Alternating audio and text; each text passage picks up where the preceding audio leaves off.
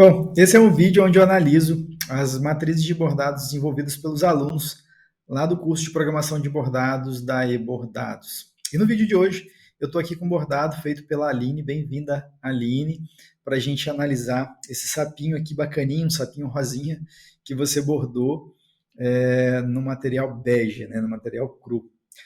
Tá, aparentemente, né? Esse é o material que você usou. Você não declarou aqui para mim, mas beleza. Vamos lá analisar esse bordado então. Primeiro a gente vai passar aqui pelo bordado, analisando os detalhes, configuração, pontos que você utilizou, densidade, algumas percepções que eu estou tendo com relação à qualidade final do bordado, bem como analisar também o avesso, que é muito importante, e depois a gente segue analisando a programação em si, lá no software Wilcon Embroidery Studio, que, na minha visão, é o melhor software de programação de bordados do mundo. Beleza?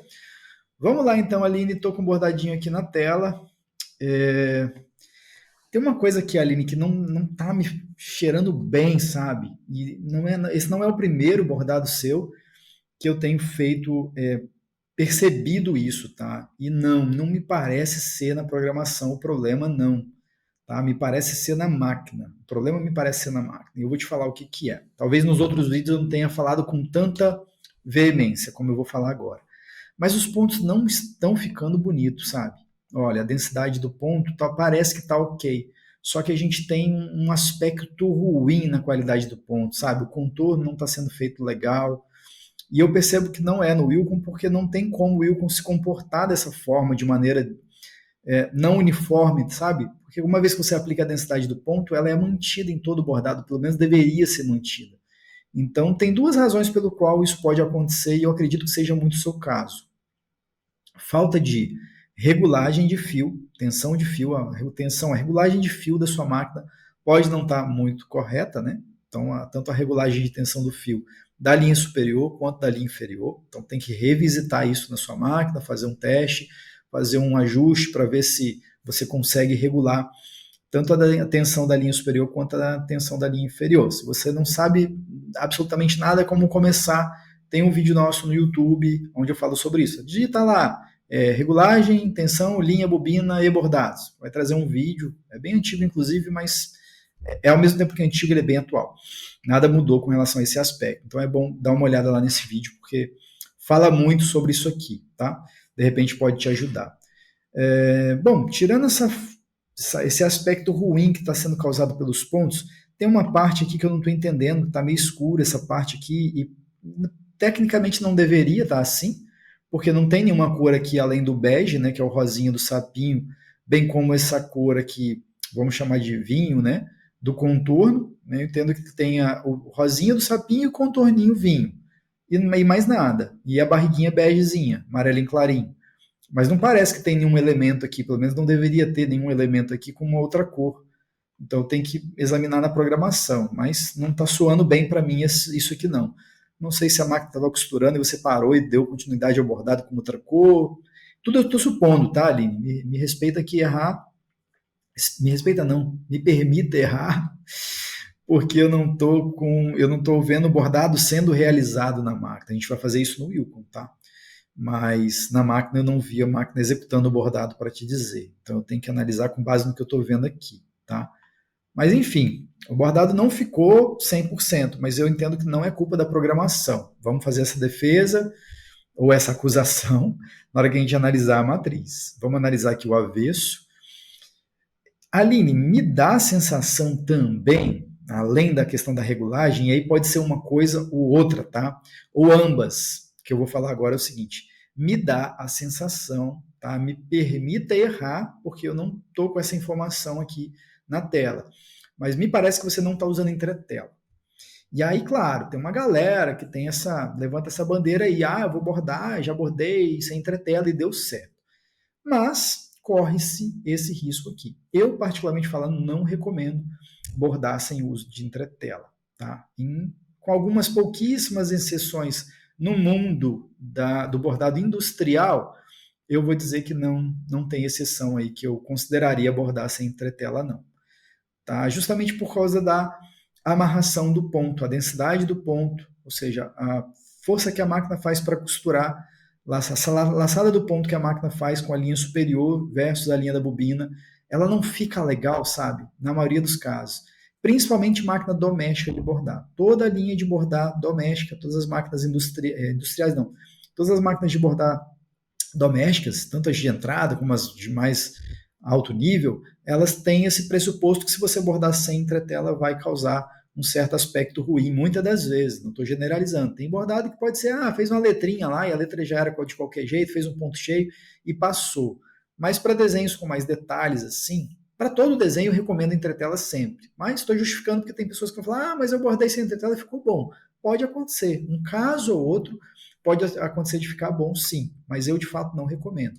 Porque vai depender de muitos aspectos, muitos detalhezinhos, do tipo de textura, do tecido, a direção da trama, do fio, do material que você vai bordar, bem como regulagem de linha superior, regulagem de linha inferior. Dá muito trabalho para pouco resultado, sabe? A garantia de resultado ela é bem pequena. Então, usando entretela, você resolve a qualidade do ponto. Não de um modo geral, porque se você tiver com a regulagem do ponto errada, a tensão da linha superior ou inferior desregulada, nem a entretela vai resolver, tá? Mas para começar a ter uma qualidade mínima suficiente no bordado, para a gente começar a falar, olha, o bordado ficou bonito, tem que ter entretela, tá? Então, se você não tiver usando entretela, faça um teste na entretela, permita-se fotografar com e sem entretela o bordado e depois fala para si mesmo aí a diferença, você vai observar.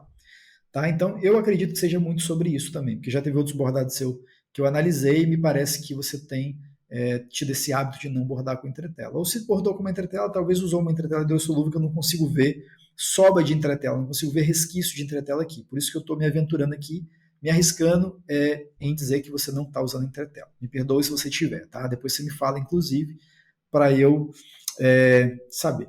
Então vamos lá agora analisar a programação para ver o que mais que a gente tem para considerar nessa programação. E aí, antes da gente analisar a ordem da programação que você usou, vou colocar para redesenhar devagar aqui no Wilcon, para a gente ver a lógica de programação que você usou, o caminho que você usou para percorrer os objetos que você fez a programação aqui no Wilcon. Então vamos lá, Shift R, e ele já vai começar a executar a costura.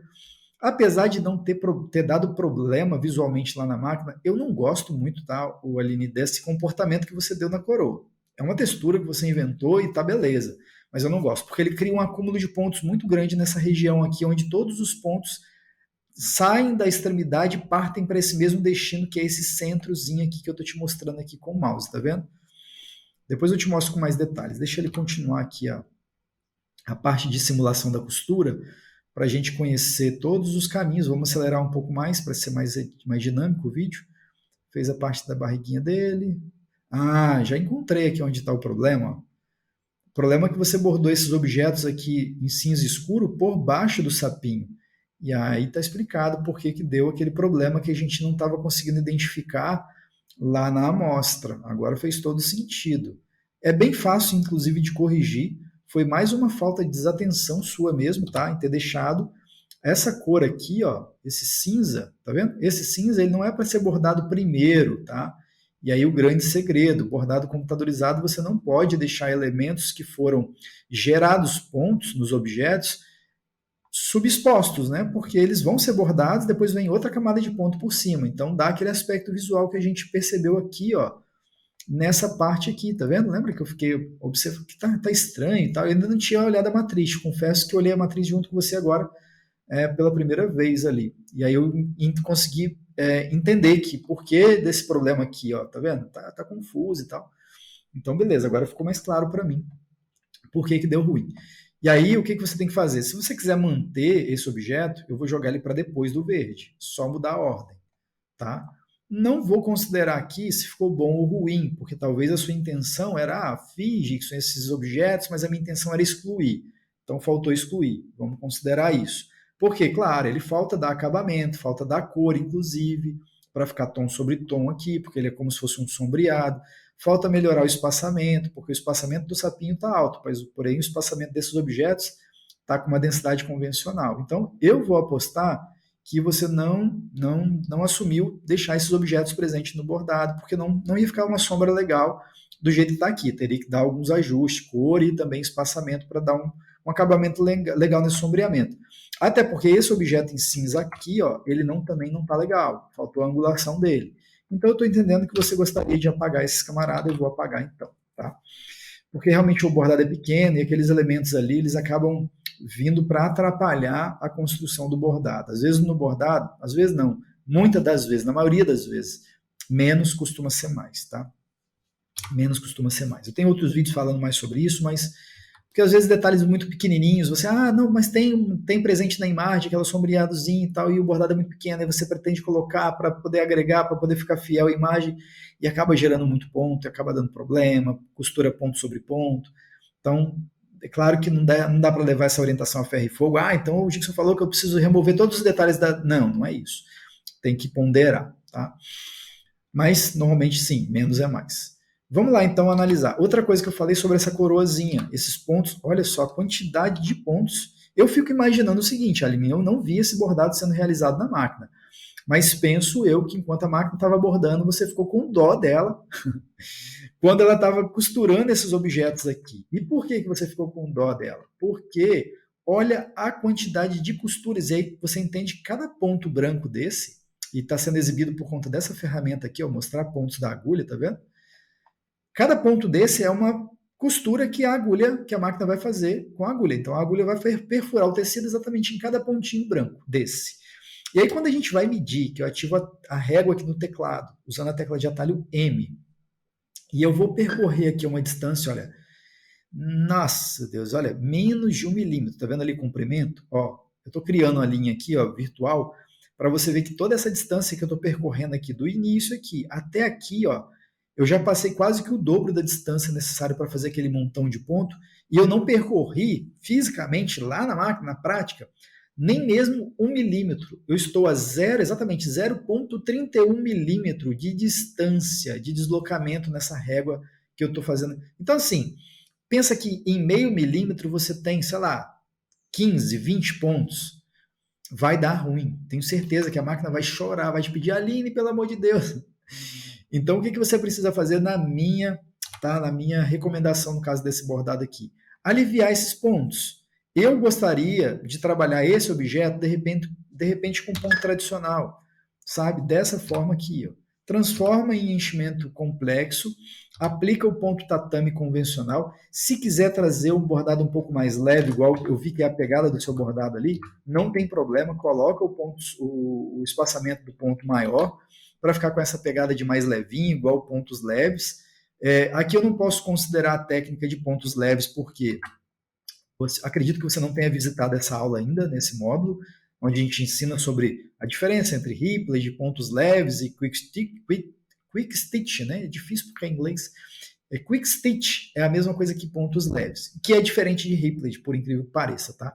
Mas eu estou entendendo que você ainda não visitou esse módulo, porque você ainda não chegou nessa parte, então por esse motivo você deixou o ponto suporte aqui. Mas quando você chegar lá, você vai entender que para fazer o pontos leves é um pouquinho diferente, ele fica com um aspecto leve, mas ele não fica com essa aplicação aqui. Mas não vou entrar nesse mérito agora não, tá? Eu vou passar batido por isso aqui, mas entendi sim que o seu objetivo é deixar o bordado mais leve, por isso que eu recomendei fazer a textura ali da coroa com um amarelinho, porém no espaçamento mais aliviado, com menos pontos, para a máquina ter mais sossego ao bordar, não sofrer tanto, tá? Senão ela não vai querer mais bordar para você não, ela vai desanimar de você. Beleza. Vamos lá, vamos ver o que mais aqui que a gente pode... E com base no ponto suporte aqui, o ideal para trabalhar ponto suporte era não ter, aliás, para trabalhar com pontos leves, o ideal era não ter o ponto suporte, mas eu não vou entrar nesse mérito aqui, porque exigem outros detalhes, outras configurações que a gente precisa fazer, para fazer com que o bordado fique bom, e é melhor você visitar o módulo onde eu explico isso com clareza, tá? Com profundidade, porque aqui nesse vídeo é um vídeo bem rápido aqui, não dá para a gente aprofundar em tantos detalhes aqui de uma técnica que hoje, pô, é show de bola, a galera do artesanato gosta muito da técnica de pontos leves, que é a mesma que a técnica Quick Stitch, porém que não tem relação com Ripley, que eu vejo muita gente falando de forma errada, que a técnica é Ripley, você vai ver a pessoa se referia a pontos leves, tá? Então, beleza. Que mais aqui? Eu acho que acabou. Eu acho que eu não vou recomendar mais nada não, porque o resto tá bacana, tá bonitinho, a programação tá bem certinha, bem feitinho. a sobreposição dos objetos está legal, a angulação dos pontos, contorno, ponto suporte, tá? Então, beleza, deixa eu ver mais o que. Com essa alteração que eu fiz aqui, melhora um pouco o aspecto alivia a máquina, né? Não estava feio, entendeu? Né? Tanto é que aqui, ó, não ficou estranho. Só que a máquina sofreu muito, com certeza, para bordar por causa daquele volume enorme de pontos no mesmo espaço ali, com uma distância de menos de meio milímetro de distância, tá?